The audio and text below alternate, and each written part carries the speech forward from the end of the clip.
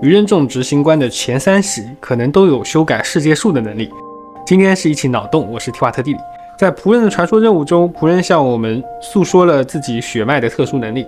被他的火焰吞噬的东西会在世间留下残影。其次是从仆人身上剥离下来的火焰可以让人失忆，光看这个感觉很抽象，所以我们来做个比喻，我们把提瓦特的人看成电脑中的一个文件夹，而人的命运就是文件夹中的资料，这些资料都是固定的内容。而仆人是什么？就是一种能删除文件夹中资料的软件，并且在删除文件夹的时候，仆人有权限备份一个副本，这个副本就是剧情中说的残影，而仆人的血脉就是他修改文件夹的权限。但这并不是无限制的，可以删除所有的内容。在剧情中，当壁炉之家的孩子吞下瓶中之火后，只会失去和壁炉之家有关的记忆，所以仆人权限很有可能只到了能删除和自己有关的资料的这一层。也就是说，仆人进入到了文件夹，搜索仆人点 JPG， 然后删除了和他有关的内容，但是他不能搜别的东西，因为他的权限不够。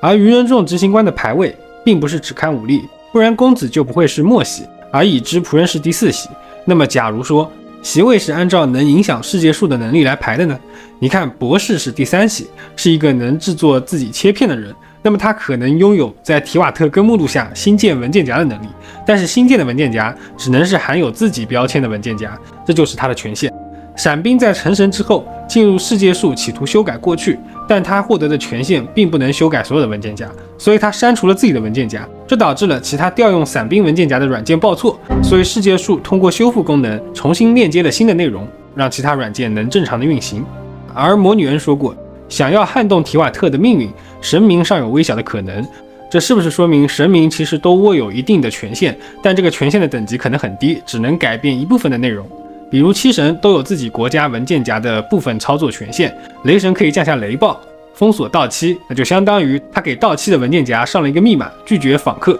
所以基于这种猜想，执行官前3位的实力堪比神明，他可能说的是他们和神明一样，或多或少掌握了一些修改世界树中内容的能力。然后我们再回头看仆人，仆人和赤月的关系，以及仆人的设计中对于羽毛的强调，你们说仆人的血脉是不是有可能对应着圣遗物中的死之羽呢？也就是天里4个影子中的其中一只呢？那最后仆人和克洛威告别的时候说来世再见，别人说可能就是单纯的告别，仆人说我怀疑他是知道提瓦特在循环的。而仆人如此迫不及待地考验林尼，让他来接替自己，可能知道至东的计划会导致重大的灾变吧，所以赶紧让家里的小孩们支棱起来，万一自己嘎了，壁炉之家不至于任人宰割。好的，那么这个小脑洞呢就分享到这里，我们下期再见。